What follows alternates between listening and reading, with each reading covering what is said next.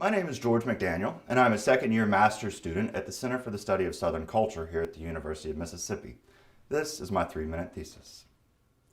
This is a photograph of the small house that sits behind the main house at Roanoke, William Faulkner's estate.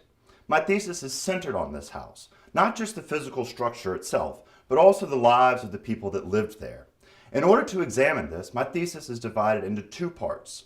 The first part will seek to recenter the narrative on the lives of the African Americans who lived here, and the second part will seek to reinterpret the physical space itself. The house was built in 1930 by William Faulkner shortly after he purchased Roanoke. He built it specifically for a woman named Caroline Barr.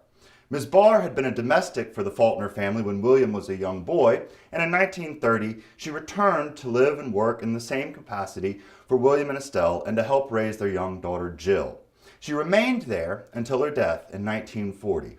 Ms. Barr was a major figure in Faulkner's life. She was the primary inspiration for Dilsey and the Sound and the Fury, and in 1942, when Faulkner published Go Down Moses, he went so far as to even dedicate that work to her. After her passing in 1940, the house was occupied by Andrew and Chrissy Price. Andrew worked as a groom or stableman for William, and Chrissy worked as a housekeeper for Estelle. They remained in the house until 1969, 7 years after Faulkner's death in 1962. In fact, their son John even remained in the house until the early 1980s. This section of my thesis will seek to explore their lives. How did they navigate between the white world of their employers, the Faulkners, and then also their own independent lives as African Americans? Where did they go to church? Who were their friends? What sort of social groups might they have been a part of?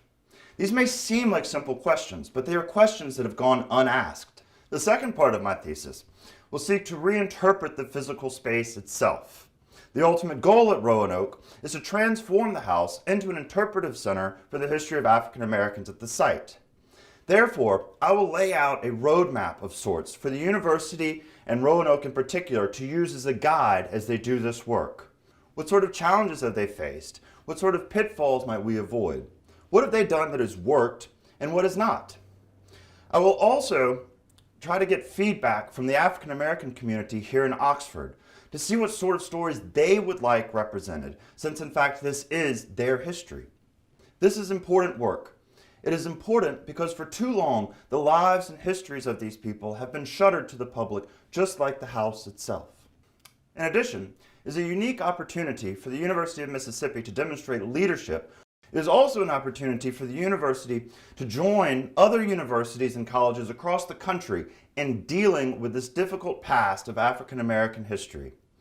It is time to tell their stories. Thank you.